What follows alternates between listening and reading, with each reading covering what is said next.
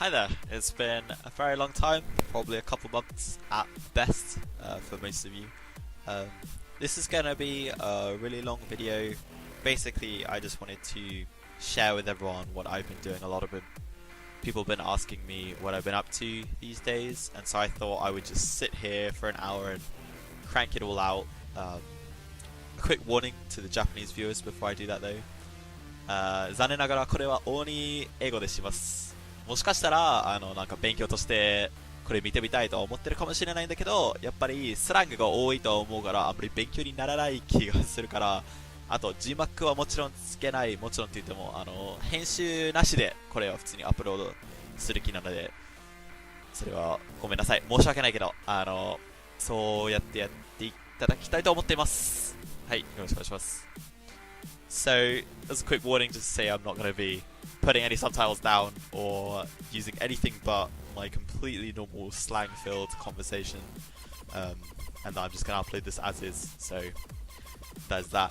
I apologise for the horrible quality, by the way. This is just my desktop webcam, and I'll probably kick the desk a billion times and shake it up quite a lot. It's definitely not 1080p by any means. But yeah, what I'll do is I'll talk about everything in stages, and I'll timestamp it in the description of the video so that you can kind of just pick up and watch as much as you want or whatever interests you. Hopefully I'll split it up reasonably. But yeah, if I talked about everything, it would go on for a good maybe hour or so, but I'm not going to do that. So I'm just going to first of all talk about what happened to me once I got here. It's been 2 months now, obviously. Hopefully I still remember everything. Talk about how work's going, because obviously that's the big thing. I came here to work full time. I'm officially a member of society. It's frightening to probably more you than me that is. And finding a house, stuff like finding a house and banking are easily 2 of the most stressful things I've ever had to deal with, and I had to do both of those in a different language, all the while trying to balance this new work situation of mine. And so it's been quite a ride, and I'll share with you just how intense that was and full of fun. And then I'll talk about what I'm doing now, currently, day to day, what that schedule is kind of like. I'll probably talk about culture a lot as well, because I'm sure you'd be interested to know what it's like to work for a Japanese company. And then I'll finally get into a bit of what I see future, what happens from here, and I'm sure it'll be short, but hopefully I'll reasonably be able to split everything into like kind of chunks that are well managed time-wise. But like I said, I have no idea what this is going to be like. So yeah, first got back to Japan. 12-hour flight, absolutely dead tired, huge headache. But the company I was with is very nice. They sent forward 50 kilograms of all my stuff. So all I had to do was take 1 suitcase with me. That was great for my bag. And they'd put a hotel up for me for the first 2 days, and then they'd got this kind of monthly apartment that you rent by the month, and they'd set that up for me. So first few days in the hotel, then move over to the apartment and stay there for a month. And then after that, I had to find my own place, which again I'll get on to. So first things first, I met my girlfriend Saki at the airport, which was great. Hadn't seen each other in about 3 months, something like that. Yeah, should probably keep track of that. And how did that kind of get together? And proceeded to move all of my stuff to the hotel, and then it just so happened that that hotel was in Ikebukuro, which, I don't know if you've heard anything about the place, but it's famous for its Pokemon Center, the Pokemon shop with all that stuff. I didn't actually go there, don't know why I'm mentioning it, it's completely irrelevant. But it houses my favourite ramen place. So after fantasizing about Japan's ramen for a year and a half, I finally got to have my favourite place right there, about 10 minutes from the hotel. So of course I went there and lined up for a good half an hour, because that's exactly how popular it is. That was really good. And then first thing in the morning, had to go off, suit up, and head off to the place where I work. Now Tokyo is obviously huge, biggest city in the world. But central Tokyo, there's kind of your western Tokyo. I'm going to be doing it from my side, by the way, so don't get confused. So western Tokyo in the eastern direction. Western Tokyo, like Shinjuku, Shibuya, Ikebukuro, somewhere around here as well. Where I work is actually right down in the bottom right corner, near the Tsukiji market, the famous fish market for tuna and auctions and stuff. and it took about 45 minutes to get there by train. And we have orientation. So, as it turns out, me and the 4 other people I was with, I'll talk about them shortly, actually are the first people to join this company in October, because Japan's typical situation is that you join in April, kind of like a continuation of school, I guess.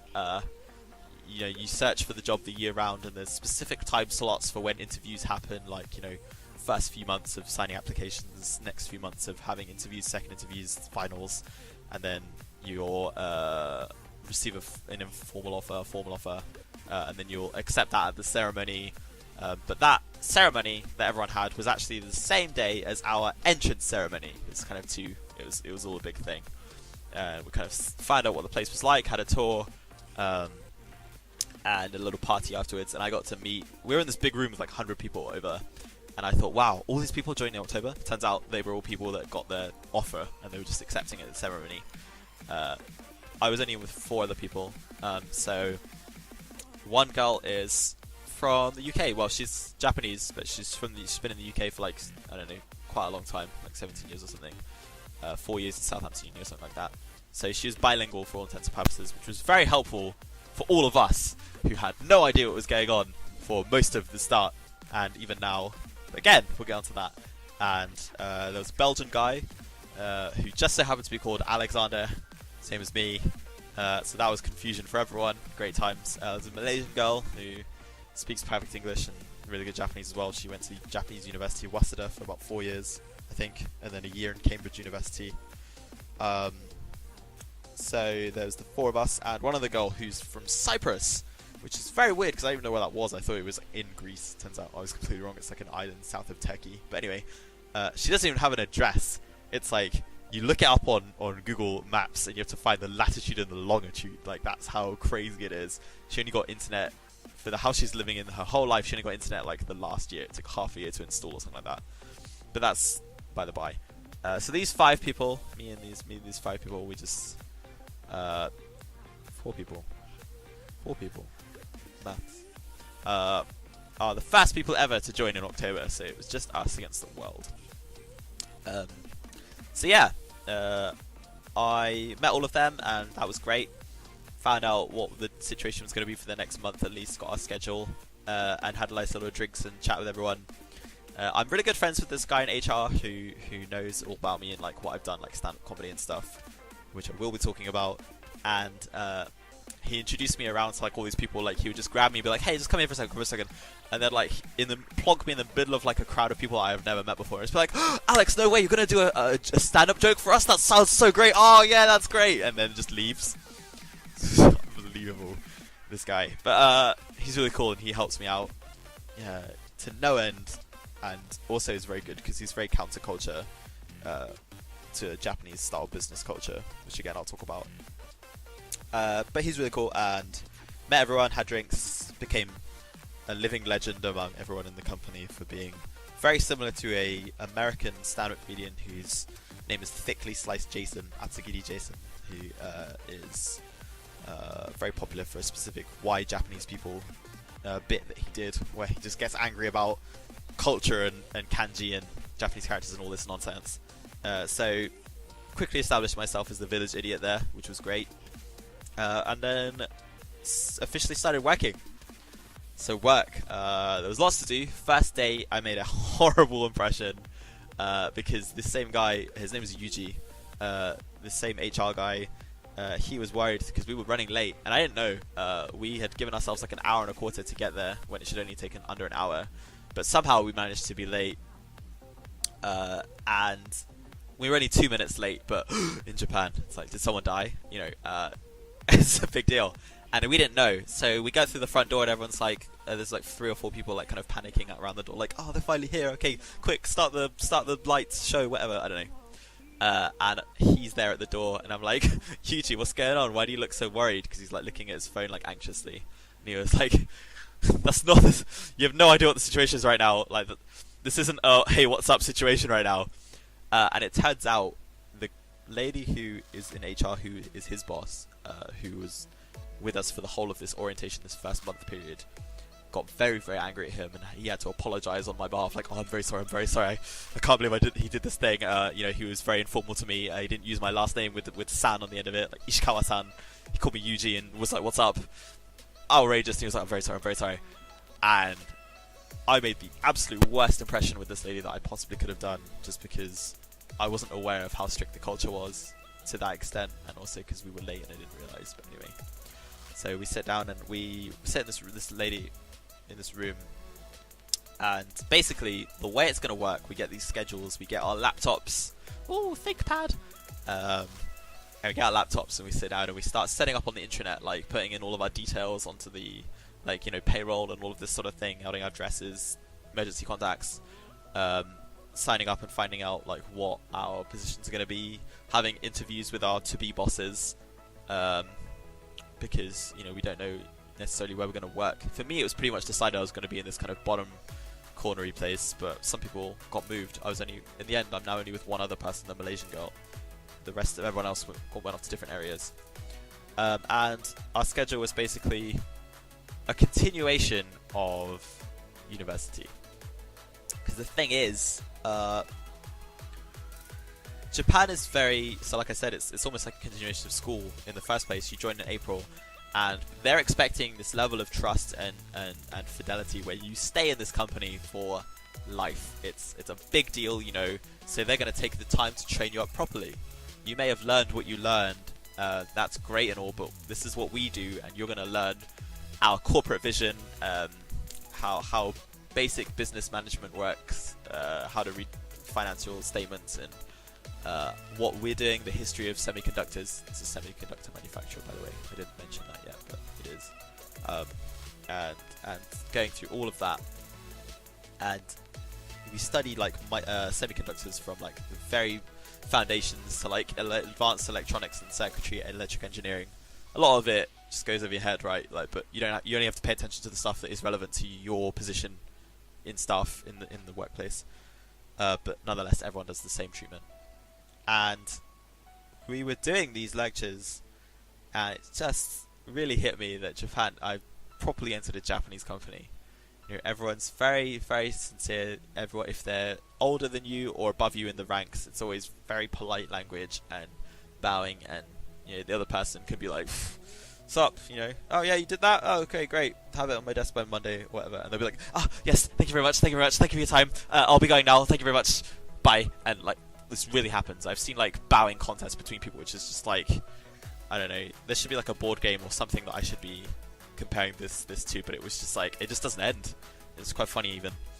But yeah, I really very quickly learned that I need to be surnames with san, which is kind of like the Mr., Mrs. It's an honorific.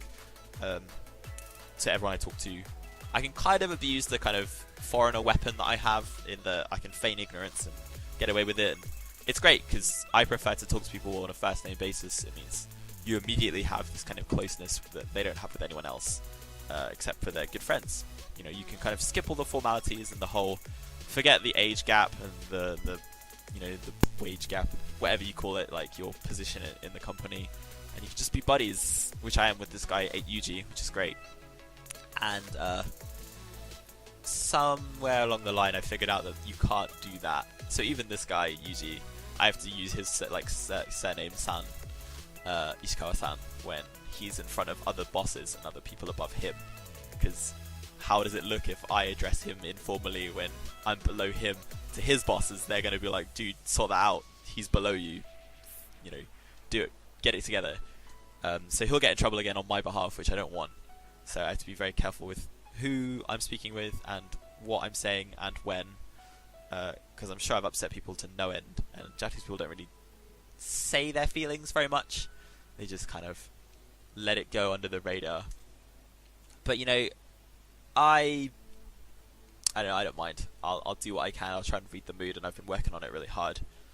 But yeah, so we had these lectures about everything. We went on business trips super early, going around to like across the country to go to our different factories on the bullet train and stuff. Nothing fancy, but like we would stay there for a couple of days and get to see inside the clean rooms where they make these semiconductors, because obviously they're working on like hundreds, thousands of even like to the 10 to the minus 6, like nanometers. We're talking like really tiny, so the smallest amount of dust can ruin an entire chip, and stuff like that. So they're very strict standards, and we got to dress up in the full body suits and go and have a look and see what machines they have and how much money they cost.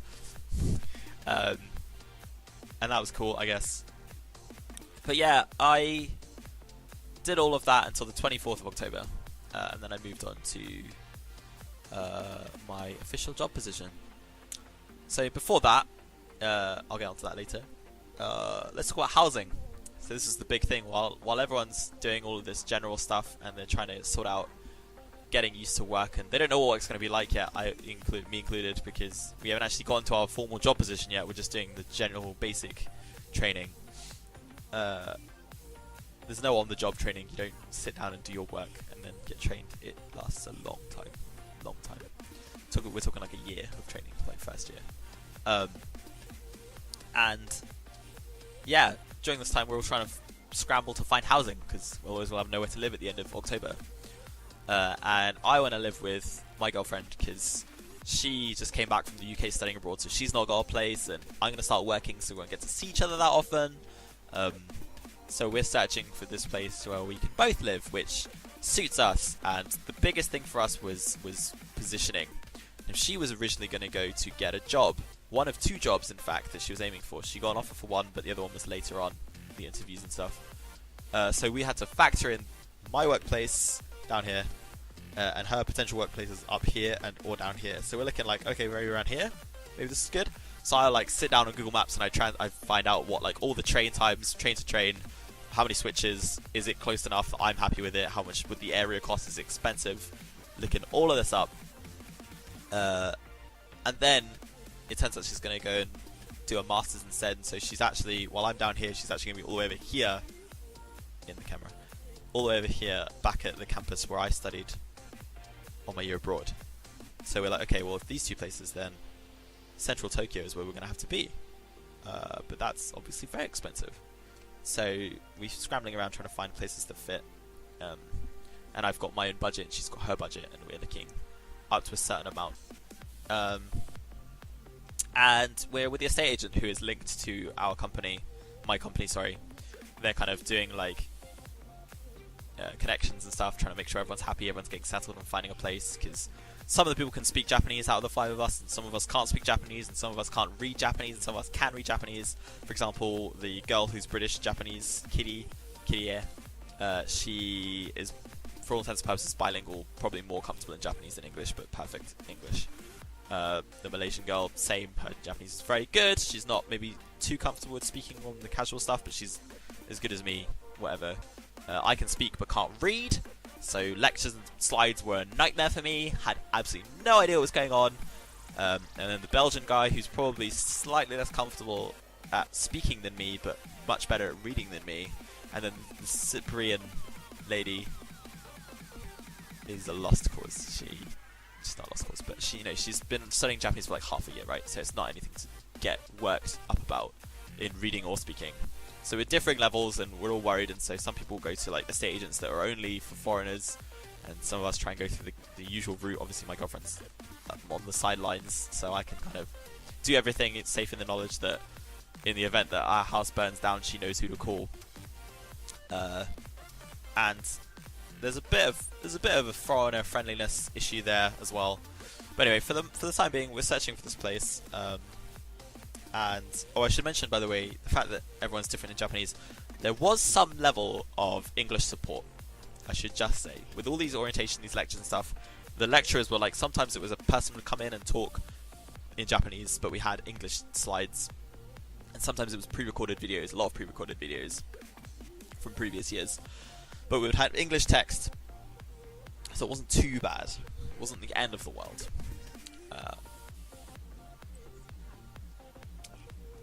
But yeah, so anyway, we find these places. We go and meet the estate agents, and they help us search with our criteria and places we want to be. And it's very, very difficult to find a place that is comfortable for both of us in terms of location and the cost, because it's central Tokyo, and I don't make that much because I've just started. But anyway, we managed to find a couple of places, and we checked them out.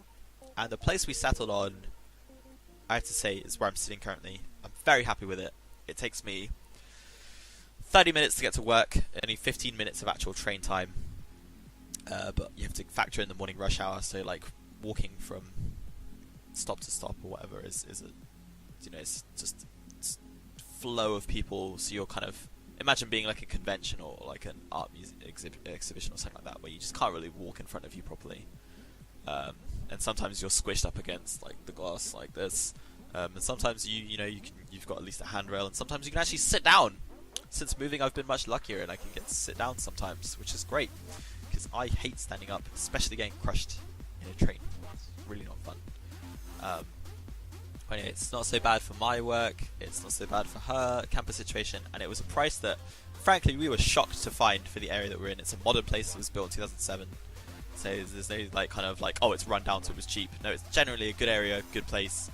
Couldn't be happier currently. I've had some bumps, had loads of bumps since I got here, like just in general, but things don't always go how you expect them to. Money flies off the shelf where you didn't expect it to. Extra costs get incurred. But yeah, when we found this place and we decided to sign the application, I have to say I've never been so stressed out.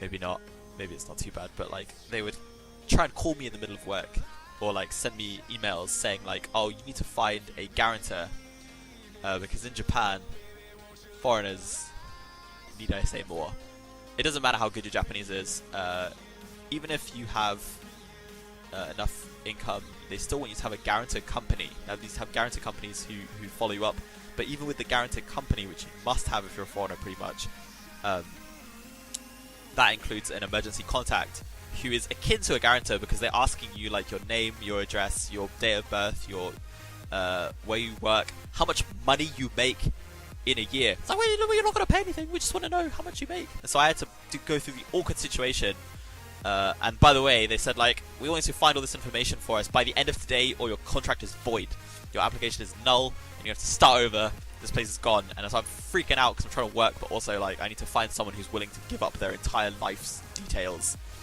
for me on a whim.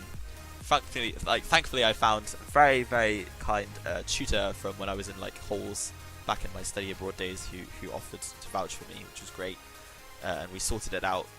They specifically didn't want parents and stuff, so it couldn't go to my girlfriend's parents, couldn't go to my parents because obviously they were in the country, so that was not even worth considering. They wouldn't have it, but yeah, I found this friend who was very, very helpful and willing, and sorted it out. But stuff like that, where like you just don't hear about it until like the last second, they don't tell you if you're going to have to pay up front for certain things and how much it's going to cost. And in Japan, housing is a nightmare. For like 1 month, the first month, you end up paying like 4 to 5 months rent, right? Normally in the UK, as far as I can tell, I haven't bought a house in the UK or rented or whatever, so I don't know. But I assume it's first month's rent, a deposit, and maybe some kind of commission fee for like the real estate or whatever, the place that found you. And that's it, maybe like 2 to 3 months, right? In Japan, you've got your first month's rent, you've got a deposit on the place, you have what's called a gratitude fee, key money. Basically, you pay a month's rent to thank the owner of the place that you're going to give them more money. Thanks for letting me give you even more money, here's some money, right? And this is a cultural thing. It's not everywhere, but it's 90% of the time you'll find it. So that's 3. You've got to pay for this guarantor company, and you've got to pay for the commission to this company. You might have to pay for extra stuff like cleaning costs and getting keys made. Anyway, for a place that costs, in our case, say it's 140,000 a month. We ended up having to pay like somewhere around of 600,000. It was a nightmare. Thankfully, the company takes care of about 260,000 for that like gratitude fee and the commission fee.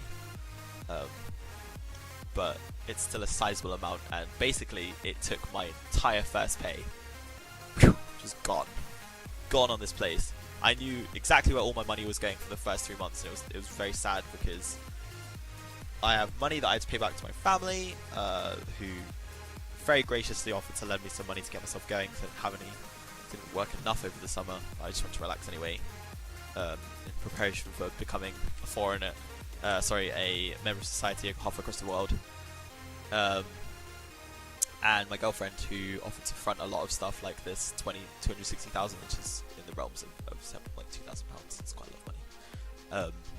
Offering to front all of this sort of stuff, and we pay for all this stuff, and we get the key, and we move in, and I can't believe it. because I have my own place. It belongs to me. I own it. I have my own house. I've never had this before. I'm renting, but still, to me it felt really special. And it's gigantic. It's just the biggest place. And this is kind of... I'm actually going to show you briefly. There's this massive accordion curtain that's splitting the middle of the room. But if I just move it back quickly, you'll find out exactly how wide this place is. For 2 people, which is very good. I'm just going to quickly shove it back and then you'll see.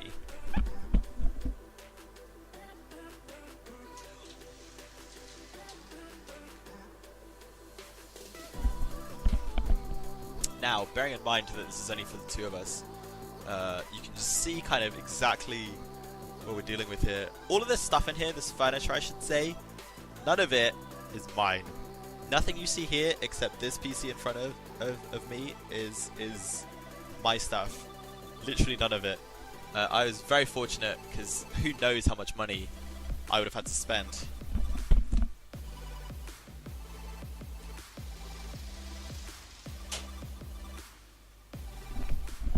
Maybe wondering why I'm keeping this shut, by the way. It's because it's quite cold. The heater is above me, but you know, obviously if to heat up an extra half the room or whole room, it can be quite an ordeal on both the bills and the room temperature in general. So I've got the heater on above me. Hopefully you can't hear that though. It's kind of loud sometimes.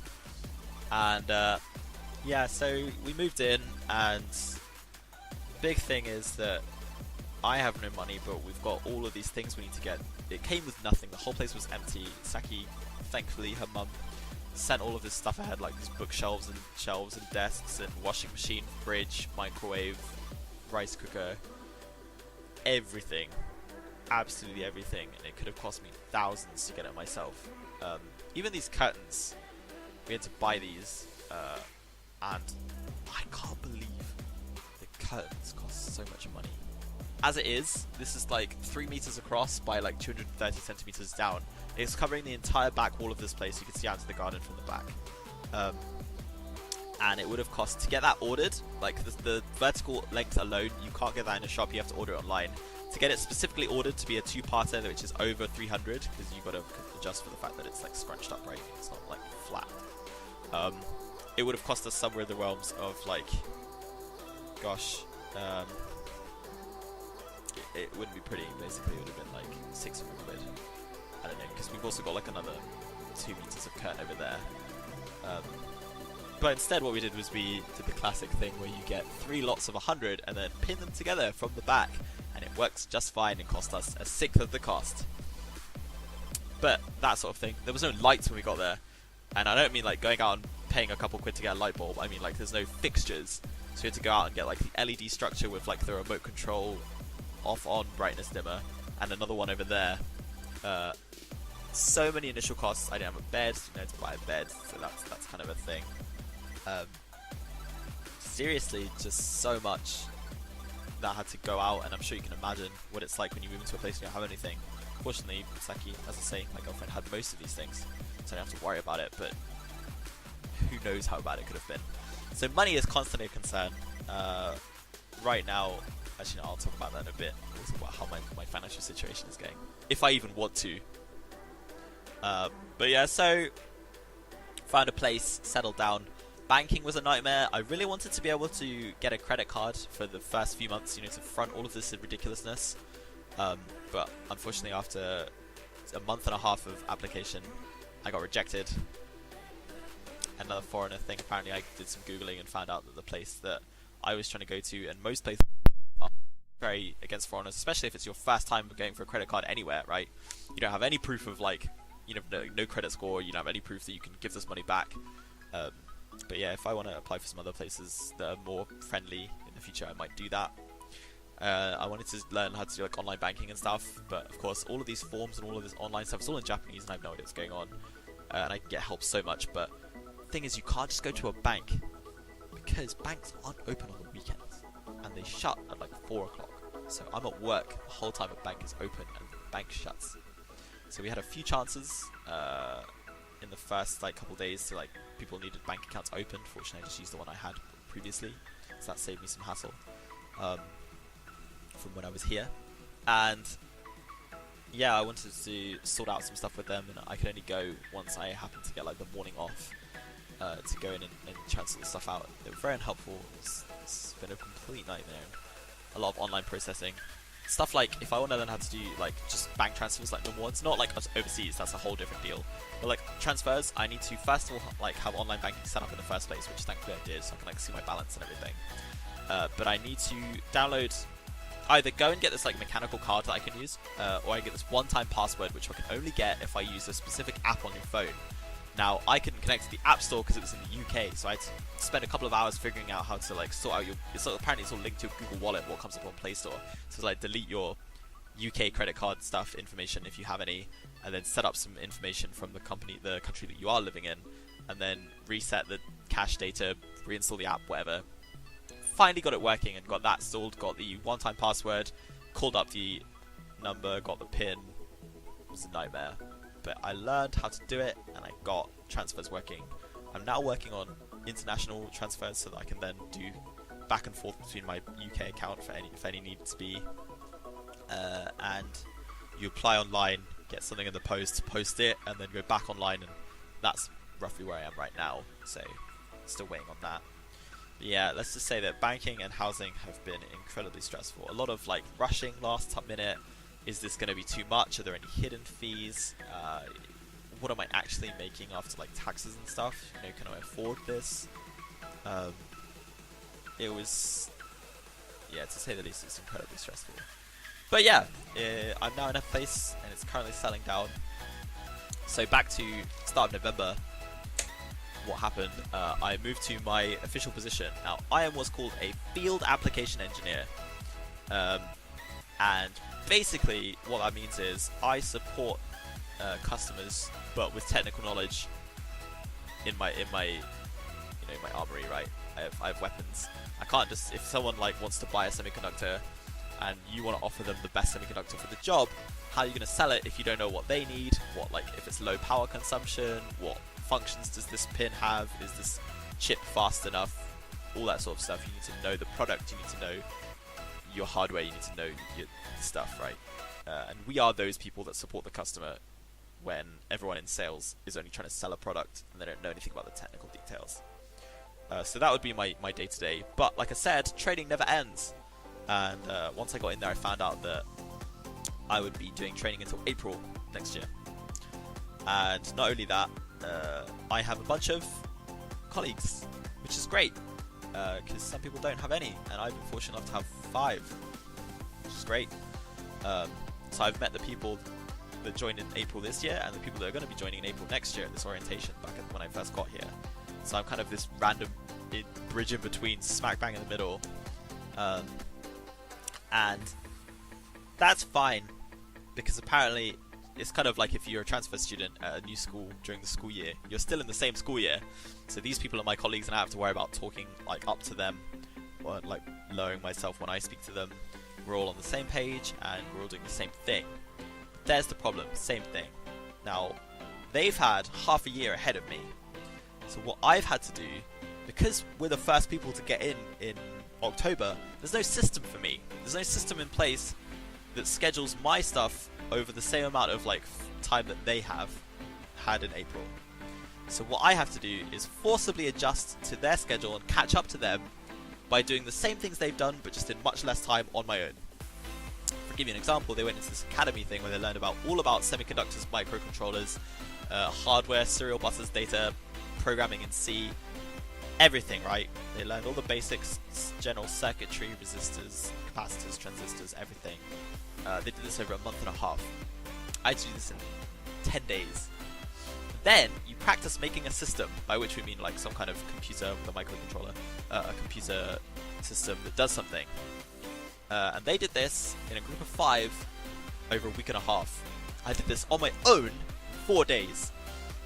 Granted, it was a simpler version. They I had to send some data to an LCD, display it, make a stopwatch and a voltage reader.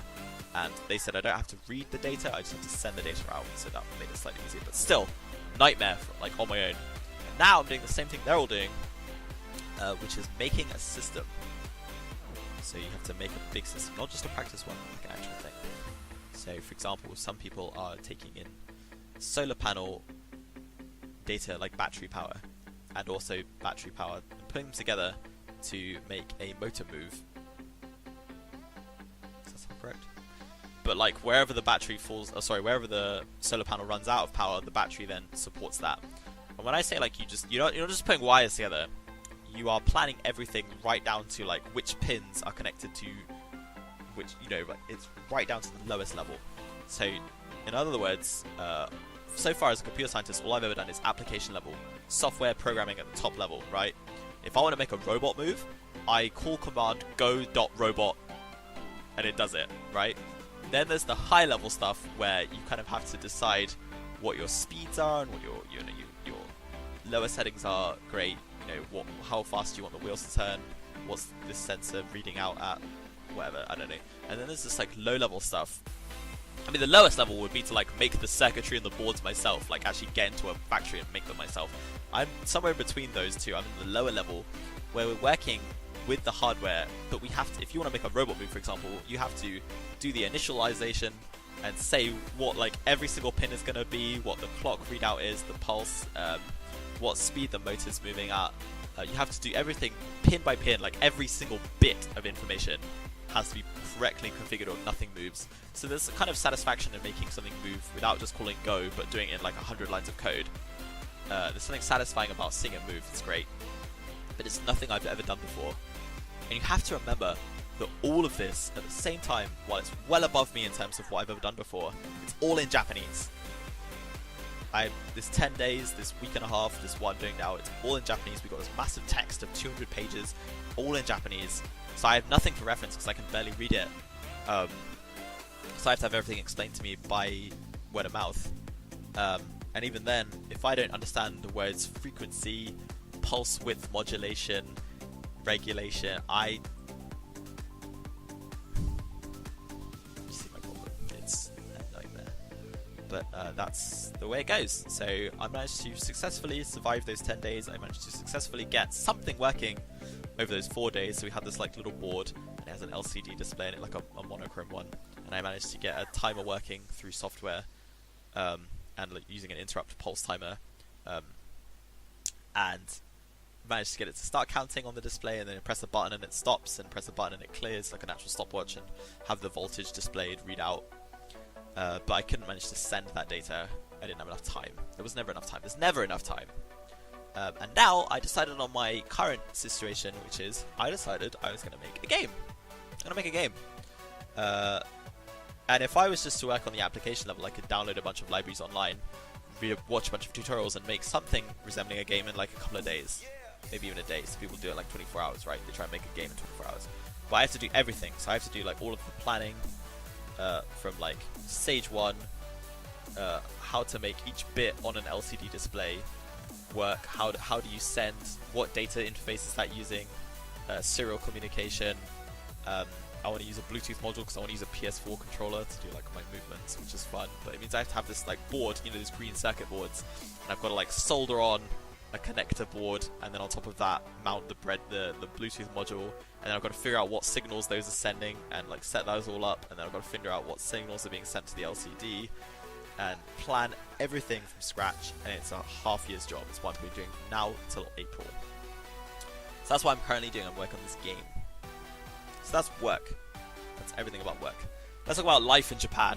You could skip all of this. In fact, I'll probably actually put out a bit where you can skip all of that work nonsense because no one's really interested. Point is, I'm making a game for the next 6 months from like ground up, everything, not just software and hardware as well.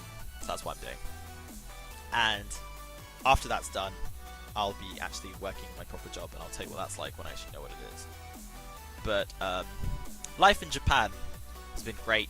I've been doing all the stuff that I've missed out on so much, like arcades with the craziest latest games, salarymen on their way home who are like fingers like lightning on these like it's a work of art to watch. Going to all my favorite like restaurants, getting my favorite food, meeting up with all of my friends who I haven't seen in ages. I have one friend, another Alex actually, American dude, who is working in Beijing currently, and Beijing, Shanghai, Beijing, mostly we're Beijing, and he came over because he has to leave on visa. Like every 3 months, he has to leave. He gets kicked out otherwise. It invalidates his visa if he doesn't. So he came over to visit, and that was really cool. Haven't seen him in like 2 years. And just meeting up with all of the people that are like here studying and stuff, who I met so long ago. All these friends of mine from a time long past, and it's been really great. So going to karaoke and stuff, food, and it would be great if I had some more time to come home and relax and do everything. Things are finally calming down now. I'm settling in at work, even though it's really difficult and I'm struggling with the work maybe. I've got more time to myself now to kind of figure out what my schedule is going to be like, my daily routine. Honestly, I just cannot believe when you work, there's no free time. It's just like every week you get to Monday and you work again for 5 days. Who works for 5 days? And then you have 2 days and then you just start working again for 5 days. And in Japan, they're a lot stricter in terms of obviously taking time off. You've got to be very forthcoming about that. And you certainly couldn't take 2 weeks off in a row. Say I wanted to go home to the UK for a while, probably wouldn't let me do that. And I can't even take days off yet because I'm still in training and stuff. But I think starting next year I might be able to get my 4 weeks or whatever it is, which is okay. It's a reasonable amount of time. And yeah, so the other thing about Japanese culture, this whole thing about work and being devoted for life, is that there's a lot of get-togethers after work. You spend a lot of time with colleagues going to drinking to a bar or something. Spending time getting to know the people you're going to be spending the rest of your life with. So even after work finishes and you just want to go home and collapse, you have to spend another 3 hours going to get drinks with workmates, and especially if you're one of the higher ups, convincing maybe trying to sell something, you got to go suck up to your superiors and go drinking with them as well. And apparently there's just no time for yourself. I was teaching English to this guy when I was studying abroad, and he had he was quite high up on the chain. He had quite a few people he was boss of, and he said he never even saw his wife. They live together obviously with his family, but he doesn't even see his wife till the weekends because he just gets in at 12 o'clock, gets up at 5 o'clock, and then goes to work again. And thankfully I'm not doing that. My work hours are 9 to half 5 currently. I've only had to work overtime once, which was when I was doing this project to try and finish it on time, the stopwatch thing. I stayed till 9 o'clock once, and that was it. Thankfully I've been reasonably okay. But once I move to my actual position, I don't know how it's going to be. I might have to, and also in the coming months, getting close to the deadline, I might have to do a lot of overtime. I've heard it's quite rough actually. But that's that's the job. I wanted to come to Japan. I wanted to work on a Japanese company. I signed up for all of this knowing that I was probably going to work from 8 to 8, and it's 9 to 5:30, so it's not too bad. It could be a lot worse. So yeah, just spending time meeting up with lots of people, spending time with workmates, spending time at home, my girlfriend, going out, visiting all the places I haven't seen in a long time, and some comedy. I did some comedy. I uploaded a vlog a long time ago, which was my first time ever doing live comedy, and actually that same school festival just happened the week gone by, and I got together with old friend from the comedy circle, and we did some stuff on the side of the road. Just kind of went to there, and not as part of the circle as the society, but just on our own, we just kind of did a joke, and it was great. It was really, really fun. Hoping to be on TV next time, maybe go to some tournaments or something, because my friend's interested. We want to kind of try it out, see how far we can get with it. But yeah, I'm really sad that there's just not enough time for games. I wish I could just come home and spend 5 hours playing games, but maybe 1 or 2 at best. There's too much life stuff you have to do on top of cooking and cleaning and looking after your bills and everything and stuff like that. Washing. Wow, that sounds really lame. But yeah, that's life. I'm not living with my parents anymore, so they're not going to do it for me. I've got to do it by myself. And on the precious free time I do have on the weekends currently, it's mostly been used by some kind of event, some kind of get together with somebody doing something, somebody's birthday, or I haven't seen someone in years. I think I've only had 1 weekend so far where I had nothing to do and I just chilled out, which was really nice. But from here on out, I'm hoping things will calm down, and that'll be more the case than not. But we'll see. specifically this month, there's a lot of year-end parties. I have 3 year-end parties, and I have no money for any of that because it all flies out in the face of all these initial costs and, life. But yeah, no, I really am just plodding along. I'm doing okay. Hopefully I'm not worrying anybody. I'm sure that people just want to know basically what I'm doing these days, and what I'm getting to. I'm hoping to stay on top of everything. I'm just cranking out my work, staying on top of the system and trying to make some actual money, get a breather, put some money, start putting money aside, getting things I want. Like, I don't have a coat.